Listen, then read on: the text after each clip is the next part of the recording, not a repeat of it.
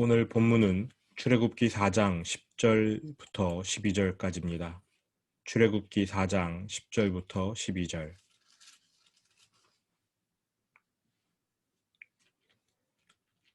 출애굽기 4장 10절부터 12절 말씀을 합독하겠습니다. 모세가 여호와께 아뢰되 오 주여 나는 본래 말을 잘 하지 못하는 자니이다. 주께서 주의 종에게 명령하신 후에도 역시 그러하니 나는 입이 뻣뻣하고 혀가 둔한 자니이다.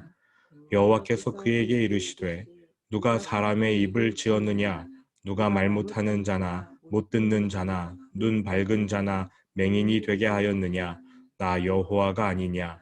이제 가라 내가 내 입과 함께 있어서 할 말을 가르치리라. 아멘. 지금까지 모세가 둘러댔던 핑계들을 한번 정리해 볼 필요가 있을 것 같습니다. 첫 번째 핑계는 3장 11절 내가 누구이기에 이러한 일을 하겠습니까? 였고요.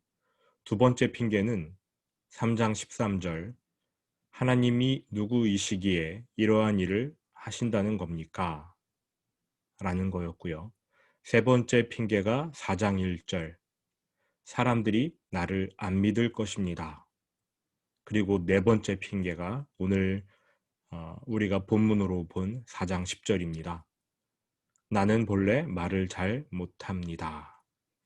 이렇게 네 가지 핑계를 지금까지 둘러댔지요. 첫 번째 핑계가 내가 누구이기에 였습니다. 그러니까 자신의 무능력을 핑계 삼은 것입니다. 그랬더니 하나님이 내가 너와 함께 할 것이다. 이렇게 대답해 주셨고요. 하나님이 함께 해 주겠다고 하니까 두 번째 핑계. 하나님의 능력을 의심하는 거지요. 하나님 당신의 이름이 무엇입니까?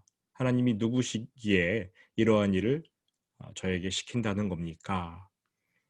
그랬더니 하나님이 자신을 스스로 있는 자, 전능한 하나님 이렇게 알려주십니다. 또 자신이 절대 능력자이심을 보이시기 위해 과거, 현재, 미래에 일어날 일들을 다 모세에게 말씀해 주시지요. 그러자 세 번째, 자신의 무능력도 안 통하고 하나님의 능력을 의심했던 핑계도 안 통하자 이번에는 백성을 핑계로 둘러대지 않습니까? 사람들이 나를 안 믿을 것입니다. 이에 하나님이 지팡이를 뱀으로 변하게 하시고 손에 나병이 들게 하신 후 치유하심으로써 사람들이 믿을 만한 기적들을 보여주셨습니다. 이제 더 이상 핑계 삼을 거리가 없습니다. 그래서인지 모세는 다시금 자신의 무능력을 언급하는 겁니다. 네 번째 핑계, 저는 말을 잘 못합니다. 이 핑계는요, 첫 번째 핑계랑 다를 게 없어요. 첫 번째 핑계가 제가 누구이기에 이러한 일을 하겠습니까? 였잖아요. 하나님이 함께 해주시겠다고 말씀하셔서 이미 다 끝난 이야기가 되었는데 모세가 그 핑계를 다시 끄집어낸 겁니다. 제가 뭐라고 이런 일을 하겠습니까? 저는 말도 제대로 하지 못하는데 말입니다. 핑계라는 것이 원래 돌고 돌아요. 그런데 왜 이렇게 돌고 도는 핑계를 모세가 대었을까? 아직 모세의 마음에 하나님에 대한 믿음이 들어서지 않았기 때문입니다. 하나님을 받아들이지 못하는 거예요. 하나님 말씀이 진리이고 그 사실을 인지했다면 진리를 그냥 받아들이는 것 외에는 다른 방도가 없을 텐데 지금 모세는 하나님 말씀을 받아들이지 못하고 있습니다. 고민하고 있어요. 아직은 하나님 말씀을 진리로 여기지 않는 것 같습니다. 신앙은 진리의 문제입니다. 세상은 진리가 아닌 것도 믿으라고 말하면서 믿으면 된다. 그렇게 마음 먹으면 다 할 수 있다. 이렇게 가르치지요. 오히려 믿음이 더 강한 쪽이 저는 세상이라고 봅니다. 신앙은 진리이기 때문에 그냥 받아들여지는 거예요. 믿으려면 노력해야 되잖아요. 만약에 오늘 제가 나는 이제 프로 골퍼가 되겠습니다. 될 것이다. 이렇게 마음 먹고 열심히 노력하면 제가 프로 골퍼가 될 수 있습니까? 최경훈 집사님, 제가 될 수 있을까요? 네, 옆에 있는 제 아내가 고개를 가로저었습니다. 안 된대요. 제 몸 상태를 보십시오. 어떤 운동이든 어떠한 스포츠에도 가장 알맞지 않은 신체 구조를 갖고 있지 않습니까? 마음 먹기에 달렸다. 아니지요. 뭐 피땀을 흘려서 몇십 년 노력하면 선수 할 수 있을 것 같긴 하지만 안 됩니다. 신앙을 그러한 식으로 생각하면 안 돼요. 마음 먹는다고 된다. 믿음, 내가 믿습니다 하면 된다. 그렇지 않습니다. 내가 믿는다고 해서 열심히 믿었던 그 거짓말들이 진리로 둔갑하는 일은 없습니다. 기독교 신앙은 처음부터 진리를 제시합니다. 내가 지니고 있는 믿음보다 믿음의 대상이 더 중요하지요. 무엇을 믿는가? 우리의 신앙은 믿음의 대상을 진리로 한정합니다. 진리가 아닌 것은 우리는 믿을 필요가 없습니다. 노력하면 너의 꿈과 소망이 이루어진다. 이런 것을 믿는 게 우리 기독교 신앙이 아닙니다. 진리를 믿는 것이 기독교 신앙입니다. 그런데 기독교가 말하는 진리는 딱 하나예요. 예수 그리스도. 내가 곧 길이요 진리요 생명이니 나로 말미암지 않고는 아버지께로 올 자가 없느니라. 예수님이 직접 말씀하셨잖아요. 내가 길이고 진리이고 생명이다. 내가 진리이다. 기독교 신앙이 말하는 유일한 믿음의 대상은 바로 진리이신 예수 그리스도입니다. 성경은 예수 그리스도라는 진리를 기록한 책이므로 성경이 진리이지요. 그래서 우리 신앙의 중심은 바로 성경 말씀입니다. 성경이 진리이므로 이 말씀을 받아들이는 신앙이 기독교 신앙입니다. 누군가가 거짓말을 했을 때 우리가 나타낼 수 있는 반응은 믿느냐 안 믿느냐이지요. 어떤 사람은 거짓말을 믿고 어떤 사람은 거짓말을 분별해서 안 믿을 것입니다. 그런데 성경의 진리가 제시될 때 이에 대해 우리가 할 수 있는 반응은 믿고 안 믿고가 아닙니다. 진리가 제시되었기 때문에 인정하느냐 인정하지 못하느냐인 것이지요. 마음 먹기에 달린 일이 아닙니다. 1 더하기 1이 2라는 사실은 수학적 진리입니다. 이를 마음 먹어야 믿습니다 해야 믿을 수 있는 것 아니잖아요. 그냥 수학적 진리이니까 받아들이는 거지요. 진리를 알면 받아들이게 되어 있습니다. 예수님이 이렇게 말씀하셨어요. 진리를 알지니 진리가 너희를 자유케 하리라. 진리이신 예수님을 만나면, 진리를 알면 그 진리가 예수님이 우리의 가장 큰 문제인 죄로부터 우리를 자유케 해주신다는 뜻입니다. 진리이신 예수님을 만나는 순간 모든 혼란스러움이 사라지고 하나님이 누구인지를 깨닫게 됩니다. 또 내가 누구인지를 알게 됩니다.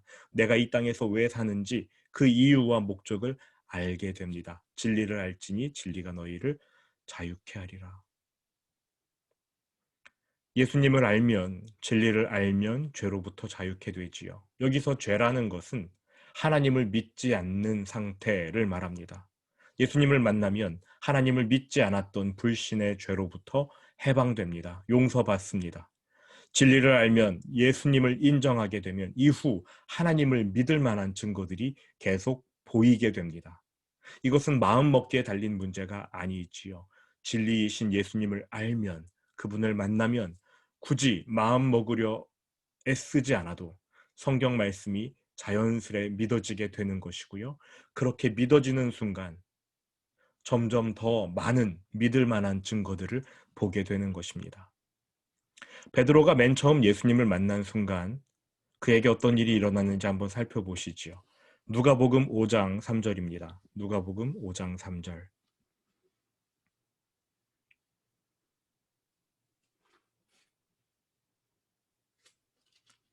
누가복음 5장 3절을 함께 읽어보시겠습니까? 누가복음 5장 3절입니다. 예수께서 한 배에 오르시니 그 배는 시몬의 배라. 육지에서 조금 떼기를 청하시고 앉으사 배에서 무리를 가르치시더니. 네. 베드로의 배 위에서 예수님이 사람들을 가르치십니다. 가르침의 내용은 나오지 않습니다. 그러나 우리는 유추할 수 있지요. 하나님 나라에 대해서 가르치셨을 거예요. 하나님에 대해서 말씀을 가르치셨을 겁니다. 자신에 대해서 말씀을 가르치셨을 거예요. 즉, 진리를 전하신 것이지요. 진리를 접하면, 예수님을 만나면, 그분의 말씀을 들으면, 예수님을 담고 있는 성경을 읽거나 그 말씀을 들으면 우리의 영혼이 깊은 잠에서 깨게 됩니다. 이것이 진리가 가진 힘이에요. 베드로가 배 위에서 진리의 말씀을 들었습니다. 그에게는 겉으로 아무 변화가 없어 보이지만 예수님의 말씀, 진리를 들었기 때문에 베드로의 영혼은 잠에서 깼을 것입니다. 4절로 넘어가시지요. 말씀을 마치시고 시몬에게 이르시되 깊은 데로 가서 그물을 내려 고기를 잡으라. 베드로는 갈릴리 호수에서 잔뼈가 굵은 어부였습니다. 근데 그 전날 밤새도록 그물질을 했지만 한 마리도 잡지 못했대요. 배 위에 오르신 예수님께서 깊은 데로 가서 그물을 내리라고 하십니다. 5절. 시몬이 대답하여 이르되 선생님 우리들이 밤이 새도록 수고하였으되 잡은 것이 없지만은 말씀에 의지하여 내가 그물을 내리리이다 하고. 어부인 베드로예요. 예수님은 어부가 아닙니다. 예수님은 목수 또는 석수, 돌 다듬는 사람으로 알려져 있습니다. 그런데 어부가 목수의 제안을 받아들여요. 이게 가능한 일입니까? 한번 생각해 보십시오. 지금 베드로가 내가 말씀에 의지하여 그물을 내린다라고 5절에 말하고 있는데 3절의 기록처럼 예수님의 가르침이 있었기 때문에 그 진리를 받은 결과 베드로가 예수님의 말씀에 의지할 수 있었던 것 아니겠어요? 진리이신 예수님을 접하고 나니까 그 영혼이 변화가 되어 올바른 선택을 할 수 있었던 것이지요. 만약 예수님의 가르침을 전혀 듣지 못한 상태에서 길을 지나가시던 예수님이 갑자기 베드로에게 깊은 곳으로 가서 그물을 내려라 하셨다면 베드로가 그렇게 할 수 있었을까요? 순종할 수 있었을까요? 예수님이 가르치셨다는 사실이 굉장히 중요합니다. 진리를 말씀하신 거예요. 베드로가 진리를 접한 겁니다. 그의 영혼이 잠에서 깬 거예요. 6절.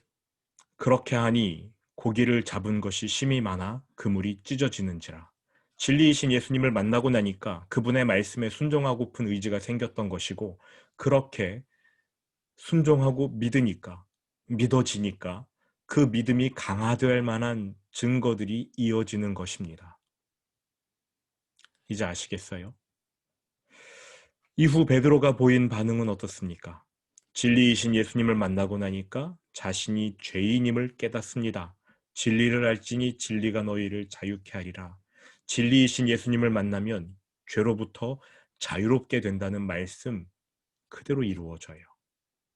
베드로는 자신이 죄인임을 고백하며 죄로부터 자유케 되기를 갈망합니다. 8절 같이 읽어보실까요?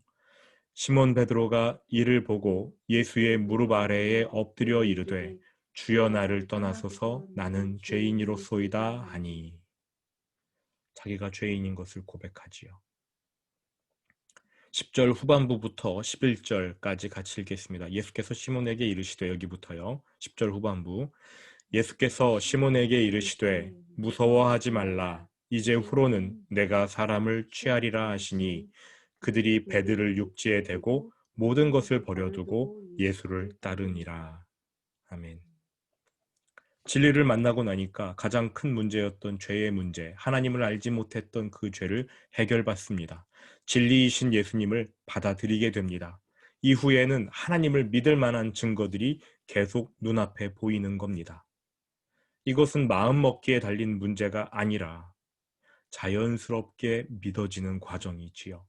진리이신 예수님을 알면, 그분을 만나면 굳이 마음 먹으려 애쓰지 않아도 성경 말씀이 믿어지기 시작합니다. 그렇게 믿어지면 성경이 유일한 진리라는 사실을 자연스레 우리 영혼이 깨닫게 되는 겁니다. 그리고 점점 더 많은 증거들을 보게 되는 것이지요. 예수님을 만나면, 진리를 만나면 일어나는 일입니다. 태초에 하나님이 천지를 창조하시니라. 여러분 이 말씀을 믿으려고 애쓰십니까? 노력해야만 이 말씀이 믿어지십니까? 아니면 이 말씀이 어느 순간 자연스럽게 받아들여지십니까? 예수님을 만나면요. 진리를 알면 창세기 1장 1절은 고민할 말씀이 안 돼요. 그냥 받아들여지는 것이지요. 이렇게 창세기 1장 1절 말씀이 자연스레 들어오는 사람만이 창세기 1장 2절부터 요한계시록 끝까지를 하나님 말씀으로 진리로 받아들일 수 있는 것입니다.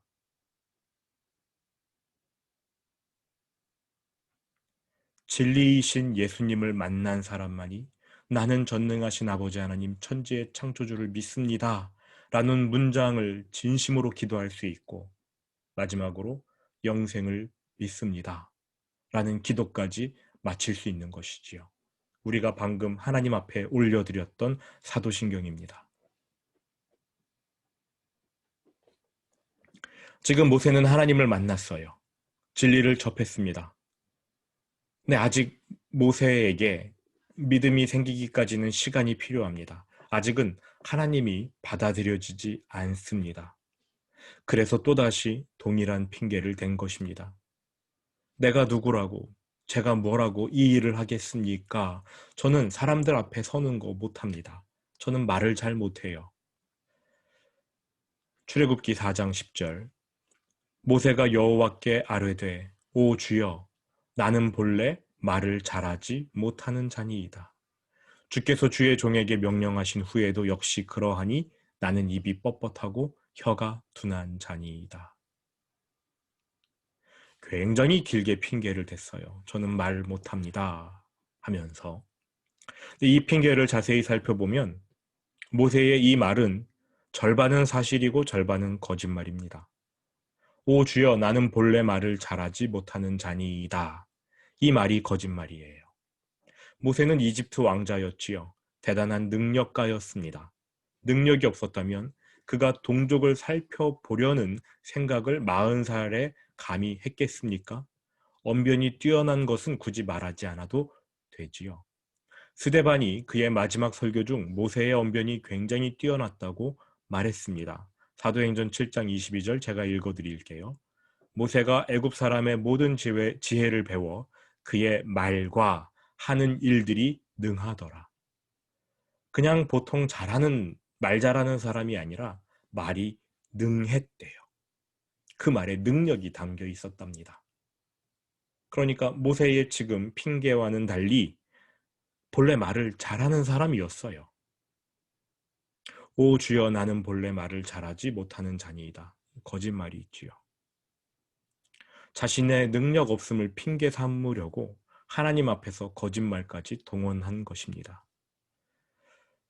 그러나 그의 말 절반은 사실입니다. 사실일 겁니다.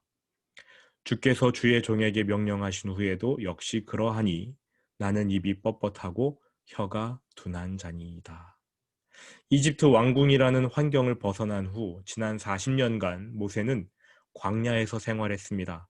딱히 대화할 만한 상대가 없었을 거고요. 대중 앞에서 연설할 기회 그런 것도 없었겠지요. 혀가 둔하다, 말을 더듬는다는 뜻입니다. 사람들 앞에서 말하는 거 생각만 해도 끔찍했을 것입니다. 이스라엘 사람들로부터 받았던 거절감의 상처도 아직 아물지 않았습니다. 모세는 그들 앞에서 연설해야 하는 상황이 무척 두려워요. 그래서인지 하나님께서 모세에게 충격요법을 가하십니다. 11절 같이 읽어보시지요.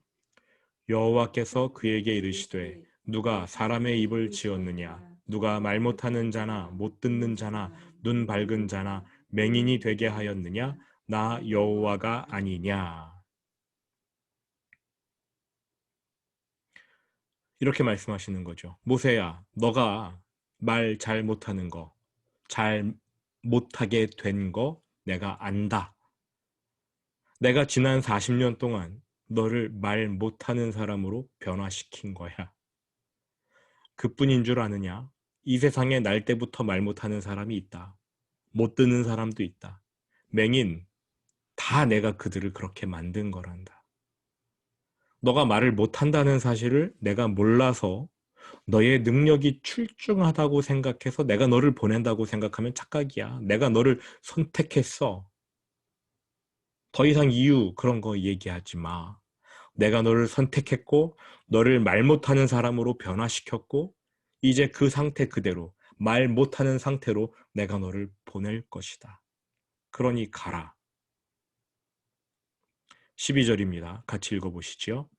이제 가라. 내가 네 입과 함께 있어서 할 말을 가르치리라. 모세가 맨 처음에 내가 누구인데 라며 자기 존재의 능력을 비하하고 염려하며 하나님께 핑계를 댔잖아요. 그때 하나님이 뭐라고 하셨습니까? 내가 너와 함께 하겠다. 모세가 자기 존재를 핑계거리로 삼자 하나님이 내가 너와 함께 하겠다. 너 존재, 너의 존재와 함께 하겠다. 이렇게 말씀하셨어요. 너라는 존재가 중요한 게 아니라 너와 함께하는 내가 중요하다. 이렇게 말씀하신 것이지요. 이번에는 모세가 내 입이 무엇이고 한데 라며 자신의 언어 능력을 염려합니다. 능력이 안 된다고 말한 거지요. 그러자 하나님이 뭐라고 말씀하셔요? 내가 너의 입과 함께 하겠다. 너의 언어 능력이 중요한 게 아니야. 너의 입술과 함께하는 내 입술이 중요한 거야. 라고 말씀하신 것입니다. 아직은 하나님이 믿어지지 않지만 진리이신 하나님을 만났기에 모세의 내면은 변화되기 시작합니다. 이제 한 가지 핑계만 더 대면 이 대화도 끝나요. 모세가 순종하고 갑니다. 만약 모세의 마음에 아무런 변화가 없었다면 모세는 계속해서 핑계를 댔겠지요. 아니면 하나님을 만난 그 자리에서 도망을 쳐서 또다시 어디론가 갔을 겁니다. 이집트로 내려가진 않았을 거예요. 지금 모세는 진리를 만났습니다. 자신의 죄인됨을 깨달았어요. 그리고 자기의 문제들을 하나씩 하나씩 발견합니다. 하나님이 고쳐주겠다. 내가 너와 함께하겠다. 이러한 약속을 받았습니다.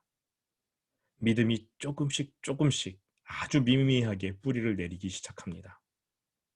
앞으로는 믿음을 강화할 만한 증거들을 점점 더 많이 보게 되겠지요. 그게 신앙생활이에요. 그 중심에는 하나님과의 만남이 있습니다. 진리와의 만남, 예수 그리스도와의 만남, 거기부터 우리의 신앙생활이 시작되잖아요.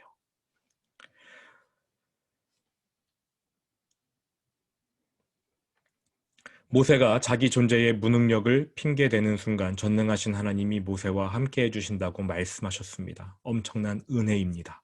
모세가 자기 언변의 무능력을 핑계댄 순간 전능하신 하나님이 모세의 입과 함께 해주신다고 약속하십니다. 엄청난 은혜이지요. 하나님은 이런 분이십니다. 하나님께서 우리에게 허락하신 일상을 살아감에 있어서 여러분에게는 어떤 무능력이 있습니까? 하나님이 여러분에게 일상을 허락하셨다면 그것이 하나님이 주신 일이라면 여러분의 무능력은 별 문제가 되지 않을 것입니다. 하나님이 함께 해주실 것이니까요. 여러분에게 주어진 일들을 넉넉히 해내실 수 있을 것입니다. 이게 오늘 묵상 포인트였습니다. 우리 들은 말씀 기억하면서 주기도문으로 오늘 새벽 예배를 마치겠습니다. 하늘에 계신 우리 아버지, 아버지의 이름을 거룩하게 하시며 아버지의 나라가 오게 하시며 아버지의 뜻이 하늘에서와 같이 땅에서도 이루어지게 하소서. 오늘 우리에게 일용할 양식을 주시고 우리가 우리에게 잘못한 사람을 용서하여 준 것 같이 우리 죄를 용서하여 주시고 우리를 시험에 빠지지 않게 하시고 악에서 구하소서. 나라와 권능과 영광이 영원히 아버지의 것입니다. 아멘.